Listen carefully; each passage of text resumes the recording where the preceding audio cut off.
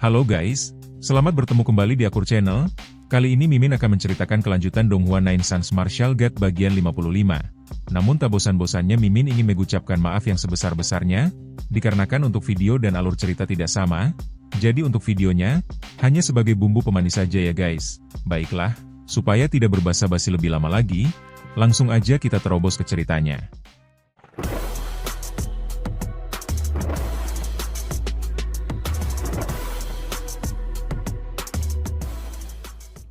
Pada episode sebelumnya, diceritakan raungan kemarahan pecah saat Ye Yunfei melesat pergi, meninggalkan ketakutan dan dendam di belakangnya. Dua klan besar bersumpah menunggu kepulangannya dengan jebakan mematikan. Di dunia kecil bayangan surgawi, ia bergerak cepat, membantai binatang bayangan, menipu musuh dengan ilusi, dan merampas harta langka tanpa ampun. Saat semua mengincarnya, Ye Yunfei justru makin kuat. Karena saat ia keluar nanti, darah dan pembalasan pasti menunggu. Setelah meninggalkan bangunan kecil itu, Huang Shang kembali memasuki kuali alkimia, sementara Ye Yunfei memimpin Hu Miao menuju barisan ungu. Dari luar formasi terdengar ledakan energi yang terus mengguncang, membuat susunan berwarna ungu itu bergetar tanpa henti. Jelas bahwa pasukan sekte surga terpencil masih belum menyerah dan terus berusaha menghancurkan formasi tersebut. Menyadari situasi itu, Ye Yunfei segera memutuskan untuk pergi, dan Hu Miao mengangguk setuju. Dengan satu gerakan, Ye Yunfei menunjuk ke depan, membuat pedang roh 5 elemen melesat keluar dan menebas susunan ungu. Ledakan keras terjadi ketika pedang itu menghantam formasi besar, langsung membuka celah di dalamnya. Karena sebelumnya telah menembus formasi tersebut, Ye Yunfei sudah sangat memahami strukturnya, sehingga celah itu tercipta dalam sekejap. Tanpa membuang waktu, Ye Yunfei dan Hu Miao segera bergegas keluar melalui celah tersebut. Di luar, para anggota sekte surga terpencil masih terus menyerang formasi. 6 ahli alam suci mengerahkan seluruh kekuatan mereka, melancarkan serangan bertubi-tubi ke arah susunan ungu. Tepat saat itu, dua sosok melesat keluar dari dalam formasi, menarik perhatian semua orang. Teriakan langsung pecah, menyadari bahwa Ye Yunfei dan Hu Miao telah muncul, dan ke-6 ahli alam suci segera bergerak untuk mengepung mereka. Ye Yunfei langsung memutuskan untuk menerobos keluar. Dentingan pedang menggema saat kelima pedang elemen melepaskan kekuatan mereka secara bersamaan. Dalam sekejap, lebih dari selusin murid sekte surga terpencil di alam mendalam tercabik-cabik. Setelah ditempa ulang, pedang roh 5 elemen menjadi jauh lebih kuat, dan para praktisi di tingkat tersebut tidak mampu bertahan di hadapannya. Pada saat yang sama, Hu Miao juga bergerak, melepaskan kekuatan iblis yang meledak dari tubuhnya dan membuat beberapa murid terpental. Seorang pria bertubuh kekar, ahli alam suci tingkat menengah, maju dengan amarah besar. Pedang besar muncul di tangannya, memancarkan cahaya dahsyat saat ia menyerang Ye Yunfei. Namun dengan satu pikiran, Ye Yunfei melepaskan jarum pemakan dewa yang langsung menusuk kepala lawannya, membuat pria itu merasakan sakit luar biasa hingga serangannya melambat. Kesempatan itu dimanfaatkan oleh pedang roh 5 elemen untuk menghantamnya. Meski masih mampu menahan serangan sambil mengayunkan pedang besarnya, celah sudah terbuka. Dengan kecepatan luar biasa, Ye Yunfei melewati pria tersebut dan melesat keluar dari lembah. Hu Miao segera menyusul. Dengan ledakan kekuatan iblisnya, ia memaksa mundur dua ahli alam suci sekaligus sebelum bergegas mengikuti Ye Yunfei. Sebagai makhluk purba, ia tetap unggul meskipun menghadapi dua lawan di tingkat yang sama. Di belakang mereka, pria bertubuh kekar itu meraung marah dan memimpin pengejaran, diikuti 5 ahli alam suci lainnya serta para murid sekte surga terpencil yang memahami bahwa harta di dalam formasi pasti telah diambil. Pengejaran berlangsung sengit hingga tiba-tiba cahaya hitam melesat menuju tenggorokan pria bertubuh kekar itu. Dengan refleks cepat, ia mengangkat pedang besarnya dan menangkis serangan tersebut. Dentuman keras terdengar saat cahaya hitam itu terpental, memperlihatkan pedang void milik Ye Yunfei. Pedang itu kembali menyerang, namun kembali ditangkis, lalu lenyap tanpa jejak. Ketika pria itu menoleh ke depan, Ye Yunfei dan Hu Miao sudah menghilang jauh di kejauhan. Menyadari bahwa pengejaran tidak akan membuahkan hasil, pria bertubuh kekar itu akhirnya menghentikan perintah mengejar. Ia memahami kecepatan lawannya terlalu tinggi, dan bahkan jika berhasil menyusul, kemenangan belum tentu berada di pihak mereka. Dengan wajah muram, ia memerintahkan semua orang untuk mengingat wajah Ye Yunfei dan Hu Miao, bersumpah bahwa balas dendam pasti akan dilakukan. Seorang murid di sampingnya bahkan menyarankan agar meminta bantuan ahli yang lebih kuat demi menghadapi mereka. Sementara itu, di kejauhan, Ye Yunfei telah memimpin Hum Yao menuju istana bayangan surgawi. Sepanjang perjalanan, mereka bertemu banyak ahli bela diri, karena puluhan ribu orang telah memasuki dunia kecil bayangan surgawi. Perebutan harta membuat pertempuran terjadi di mana-mana, bahkan banyak orang memilih merampok dan membunuh untuk memperoleh keuntungan. Beberapa orang mencoba menyerang Ye Yunfei dan Hum Yao, mengira mereka mudah ditindas, namun semuanya berakhir tewas dengan mudah di tangan keduanya. Setelah perjalanan panjang selama sebagian besar hari, sebuah istana megah akhirnya terlihat di puncak gunung di depan mereka. Istana bayangan surgawi berdiri dengan aura kuno yang menekan.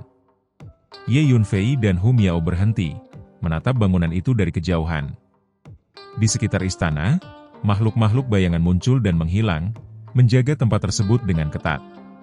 Di kaki gunung, banyak ahli bela diri telah berkumpul, jelas menyadari bahwa harta besar pasti tersembunyi di dalamnya. Tiba-tiba, suara gemuruh terdengar dari langit. Sesosok figur perak yang diselimuti kilat turun dengan kecepatan tinggi, menarik perhatian semua orang. Kedatangan Lei Lingzi, sang jenius dari klan petir, segera dikenali. Ia melayang di udara, tubuh tinggi dan tegapnya diselimuti cahaya petir, menatap istana bayangan surgawi seperti dewa perang. Tak lama kemudian, awan ilahi 5 warna bermekaran di langit, dan seorang pemuda gagah muncul dengan aura megah. Ia adalah Tan Qiandi, putra suci sekte Xuanwu, yang kehadirannya membuat suasana semakin tegang. Setelah itu, cahaya biru menyerupai naga melesat dari kejauhan, menandai kedatangan Chen Fan dari klan Chen. Seorang wanita dengan cahaya lembut seperti bulan juga tiba, kecantikannya mencuri perhatian banyak orang, yakni Luo Qingwu, putri sulung klan Luo.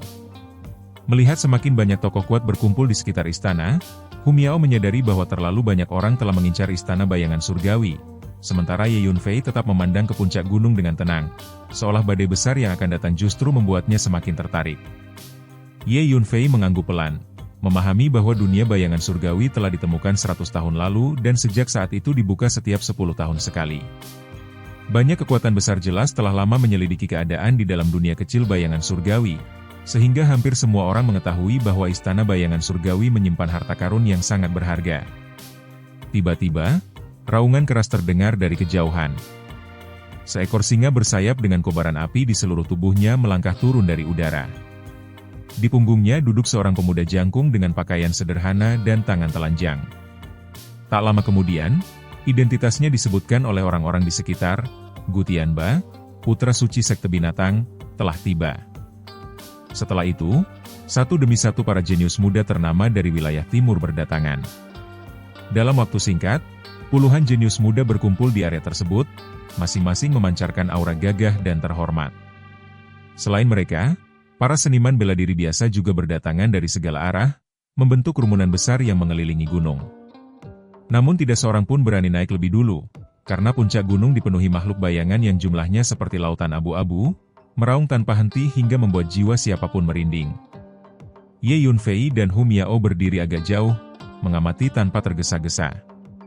Hum Yao menyadari bahwa dengan begitu banyak orang yang mengincar istana bayangan surgawi, persaingan pasti akan sangat sengit. Namun bagi Ye Yunfei, hal itu tidak mengubah niatnya. Ia tetap bertekad mendapatkan harta karun klan bayangan langit tersebut. Di langit, Luo Qingwu tiba-tiba berbicara, suaranya merdu dan jernih seperti mutiara jatuh ke piring giok, terdengar jelas di telinga semua orang. Ia mengingatkan bahwa istana bayangan surgawi menurut legenda menyimpan harta paling berharga milik klan bayangan surgawi.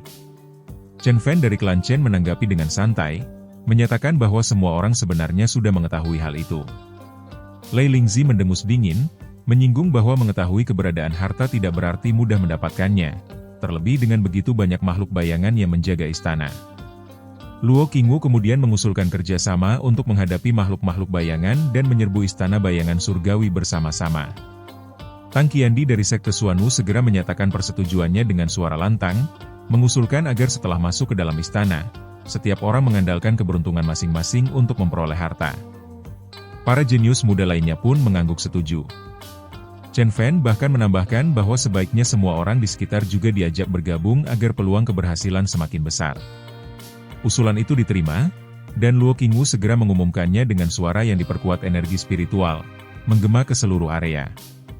Seruan itu langsung mendapat sambutan antusias. Banyak orang memandang Luo Qingwu dengan kagum. Sebagai putri sulung keluarga Luo, salah satu dari 5 klan utama di wilayah timur, statusnya sangat tinggi.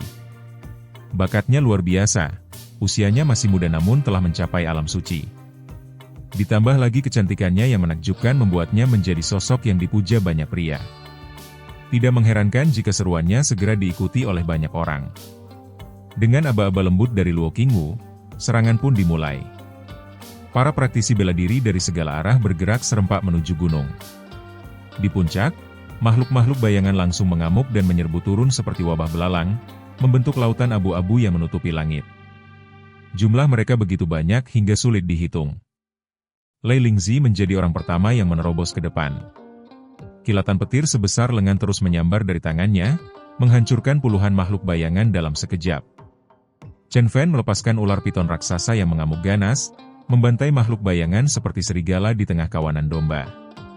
Luo Qingwu, Tang Qiandi, Gu Tianba, Xiao Tianlong, dan para jenius muda lainnya juga menunjukkan kekuatan luar biasa, menebas makhluk bayangan dengan mudah.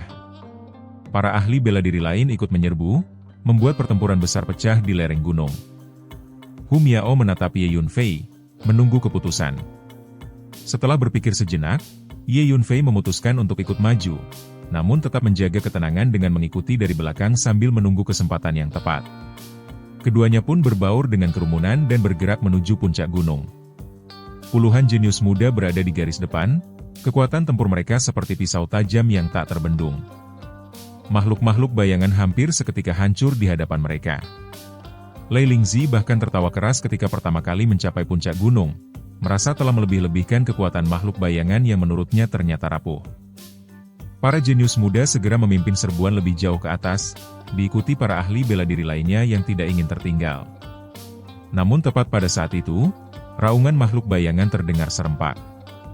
Dari dalam istana bayangan surgawi, lebih dari selusin makhluk bayangan raksasa muncul. Tubuh mereka puluhan kali lebih besar daripada makhluk bayangan biasa, memancarkan tekanan yang menakutkan.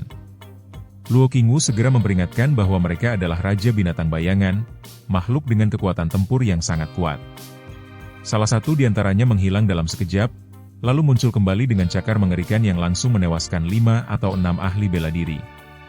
Selusin Raja Binatang Bayangan itu bergerak liar, membantai para praktisi dimanapun mereka muncul.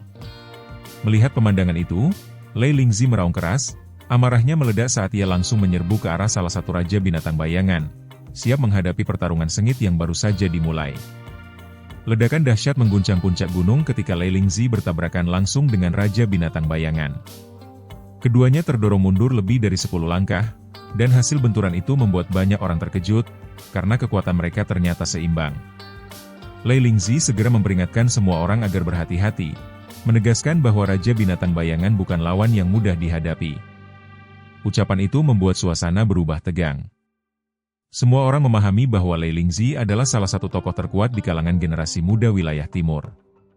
Jika bahkan dirinya hanya mampu bertarung imbang, maka kekuatan Raja Binatang Bayangan jelas berada pada tingkat yang menakutkan. Luo Qingwu mencoba menenangkan keadaan dengan menyatakan bahwa selama mereka bekerja sama, makhluk-makhluk itu masih bisa dikalahkan, karena jumlahnya hanya sekitar selusin. Namun sebelum kata-katanya selesai, raungan keras kembali mengguncang udara. Dari dalam istana bayangan surgawi, puluhan Raja Binatang Bayangan lain menyerbu keluar, masing-masing memancarkan aura ganas yang menyesakan. Pemandangan itu langsung membuat semua orang terdiam. Jika hanya selusin, mungkin masih bisa dihadapi, tetapi kini jumlahnya meningkat drastis hingga menjadi ancaman yang sulit ditangani. Dalam sekejap, para ahli bela diri mundur tanpa sadar. Bahkan para jenius muda pun mulai kehilangan kepercayaan diri untuk melanjutkan serangan, apalagi para praktisi biasa. Di tengah kebuntuan itu, Hu Miao mengerutkan kening dan menyampaikan kekhawatirannya kepada Ye Yunfei, merasa bahwa dengan begitu banyak Raja Binatang Bayangan menjaga istana, memasuki tempat itu hampir mustahil. Ye Yunfei mengakui kesulitan tersebut, lalu setelah berpikir sejenak menyimpulkan bahwa serangan langsung tidak akan berhasil dan mereka harus mencari cara lain. Kebingungan Hu Miao tidak berlangsung lama, karena Ye Yunfei segera membawanya ke hutan terdekat. Di sebuah tempat terbuka, Ye Yunfei duduk bersila dan meminta Hu Miao berjaga. Setelah itu, ia melepaskan kekuatan jiwanya, membiarkannya melesat menembus segala rintangan menuju istana bayangan surgawi. Dalam sekejap, kekuatan jiwa Ye Yunfei telah tiba di depan gerbang istana. Dua pintu perunggu yang tertutup rapat tampak berkarat dan memancarkan jejak perubahan zaman. Ia memeriksa gerbang itu dengan hati-hati, lalu mencoba memasuki aula utama. Pada saat itulah sebuah teriakan terdengar dari dalam, diikuti gelombang kekuatan jiwa yang dahsyat yang langsung menghentikan langkahnya. Sesosok tinggi muncul di hadapan kekuatan jiwanya. Aura sosok itu agung dan berat seperti gunung, tubuhnya tertutup rune abu-abu yang padat dan misterius hingga menyamarkan wujud aslinya. Melihatnya, Ye Yunfei justru merasa gembira, menyadari bahwa Raja Bayangan Surgawi ternyata masih meninggalkan sisa jiwa di tempat itu. Kekuatan jiwa Ye Yunfei berubah menjadi sosok kecil menyerupai dirinya sendiri, lalu berbicara dengan tenang. Sosok di hadapannya menunjukkan keterkejutan besar, seolah tidak percaya bahwa seseorang mampu menembus hingga ke sini. Ye Yunfei menatapnya dan menghela napas pelan, menyebutkan bahwa Raja Bayangan Surgawi yang dahulu terkenal di 3000 dunia kini hanya tersisa sebagai jiwa. Setelah beberapa saat hening, sosok itu mengakui identitasnya sebagai Raja Bayangan Surgawi, namun juga merasakan sesuatu yang aneh dari Ye Yunfei, yakni jejak aura Kaisar Langit yang samar. Ye Yunfei tidak menjelaskan latar belakangnya dan langsung menyatakan tujuan kedatangannya, yaitu untuk mendapatkan jubah bayangan surgawi, busur penguasa, dan menara hantu. Mendengar itu, Raja Bayangan Surgawi langsung marah, menolak menyerahkan 3 harta rahasia klan kepada orang luar. Namun Ye Yunfei dengan tenang menyatakan bahwa klan Bayangan Surgawi telah musnah, sehingga harta tersebut tidak lagi memiliki arti jika hanya dibiarkan di sini. Raja Bayangan Surgawi menolak melanjutkan pembicaraan dan hendak pergi, tetapi Ye Yunfei tiba-tiba menyinggung soal balas dendam. Kata-kata itu membuat Raja Bayangan Surgawi berhenti. Ye Yunfei menyatakan bahwa jika ketiga harta itu diberikan kepadanya, ia mungkin akan mempertimbangkan membalas kehancuran klan Bayangan Surgawi di masa depan. Raja Bayangan Surgawi memandangnya dengan tajam, meragukan keyakinan tersebut, karena musuh yang menghancurkan klan mereka pasti merupakan kekuatan tertinggi di dunia. Namun Ye Yunfei menjawab dengan keyakinan mutlak, menyatakan bahwa meskipun saat ini ia masih lemah, suatu hari ia pasti akan berdiri di puncak tertinggi dunia, dan tidak ada kekuatan yang tidak dapat ia hadapi. Kepercayaan diri itu membuat Raja Bayangan Surgawi semakin yakin bahwa pemuda di hadapannya bukan orang biasa. Setelah beberapa saat, ia akhirnya meminta Ye Yunfei datang langsung untuk melanjutkan pembicaraan. Di hutan dekat puncak gunung, Ye Yunfei membuka matanya. Ia segera berdiri dan mengajak Hu Miao menuju istana bayangan surgawi. Hu Miao sempat terkejut, karena dengan begitu banyak makhluk bayangan yang menjaga, mendaki gunung terasa sangat berbahaya. Namun Ye Yunfei tetap tenang dan memintanya untuk mengikuti saja. Hu Miao mengangguk tanpa ragu, karena ia sepenuhnya mempercayai Ye Yunfei dan mengetahui latar belakangnya. Sementara itu, di sekitar puncak gunung, para ahli bela diri masih terjebak kebuntuan. Puluhan raja binatang bayangan dan jumlah makhluk bayangan biasa yang jauh lebih banyak membuat tidak seorang pun berani menyerang sembarangan. Para jenius muda berkumpul dan mulai mendiskusikan langkah berikutnya. Chen Fan akhirnya mengusulkan untuk mengerahkan lebih banyak orang dan melancarkan serangan besar-besaran, sementara Lei Lingzi menyatakan bahwa selama 100 tahun sejak dunia kecil bayangan surgawi ditemukan, belum pernah ada yang berhasil memasuki istana bayangan surgawi. Kali ini, mereka ingin menciptakan sejarah. Semua orang segera mengirim pesan melalui kertas geokomunikasi, memanggil sekutu mereka. Di seluruh dunia kecil bayangan surgawi, para pendekar bela diri mulai bergerak menuju istana, tertarik oleh legenda bahwa sebagian besar kekayaan klan Tianjin tersembunyi di sana. Di tengah kesibukan itu, Ye Yunfei dan Hu Miao telah tiba di kaki gunung dan mulai berjalan cepat menuju puncak. Tindakan mereka akhirnya menarik perhatian seseorang, yang berseru kaget saat menyadari apa yang mereka lakukan. Seketika, pandangan semua orang tertuju pada dua sosok yang justru mendaki gunung saat semua orang masih ragu untuk bergerak. Saat perhatian semua orang tertuju pada sosok yang berjalan naik gunung itu, banyak orang segera mengenali Ye Yunfei sebagai pemuda yang sebelumnya membeli pedang Yimu di perusahaan perdagangan Luohai. Selama ini ia selalu bersikap rendah diri dan berada di belakang kerumunan, sehingga tidak menarik perhatian. Namun kini, identitasnya tidak lagi bisa disembunyikan. Tatapan Chen Fan langsung dipenuhi amarah saat ia menatap Ye Yunfei, menanyakan kematian sepupunya, Chen Beisheng. Ye Yunfei hanya melirik sekilas dan mengakuinya dengan tenang, tanpa sedikit pun perubahan ekspresi. Sambil berbicara, langkahnya tidak berhenti. Ia terus memimpin Hu Miao mendaki gunung. Tak lama kemudian, Xiao Tianlong juga menatapnya dengan niat membunuh yang membara, menyinggung kematian anggota klan Xiao. Ye Yunfei kembali mengakuinya dengan nada yang sama tenangnya, seolah membicarakan hal sepele. Lei Lingzi kemudian bertanya dengan suara dingin mengenai pedang kayu Yi. Ye Yunfei mengakui bahwa pedang itu memang berada di tangannya, bahkan dengan santai menyebutkan bahwa ia juga memiliki pil 1000 agung serta banyak pil spiritual tingkat 6 dan tingkat 7 yang tak ternilai. Tatapannya penuh rasa acuh dan sedikit penghinaan, seolah tidak memandang siapapun di hadapannya sebagai ancaman. Karena sudah dikenali, Ye Yunfei tidak lagi menyembunyikan apapun. Ia memang tidak ingin mencari masalah, tetapi sama sekali tidak takut pada masalah. Sikapnya membuat orang-orang di sekitarnya diam-diam terkejut. Chen Fan, Xiao Tianlong, dan Lei Lingzi adalah jenius papan atas di wilayah timur, masing-masing memiliki latar belakang kekuatan besar. Namun seorang pemuda justru berani berbicara kepada mereka dengan sikap sedemikian arogan. Tatapan ketiganya segera dipenuhi niat membunuh. Wajah Lei Lingzi bahkan berubah, amarahnya terasa hampir nyata, seolah siap meledak kapan saja. Ia meraung dengan temperamen khasnya yang mudah tersulut, menantang Ye Yunfei untuk berhenti. Namun Ye Yunfei sama sekali tidak menanggapi, tetap berjalan maju bersama Hu Miao menuju istana Tianying. Kerumunan mulai gaduh. Banyak orang tidak memahami tindakan mereka, mempertanyakan mengapa keduanya justru mendaki gunung saat semua orang masih takut pada makhluk-makhluk bayangan. Beberapa menganggap mereka gila, yakin bahwa jika terus naik, makhluk bayangan akan mencabik-cabik mereka.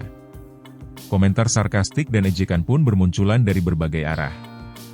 Ketika Ye Yunfei dan Hu Miao hampir mencapai pertengahan gunung, barulah semua orang menyadari bahwa di depan mereka terdapat semakin banyak makhluk bayangan yang memancarkan niat membunuh.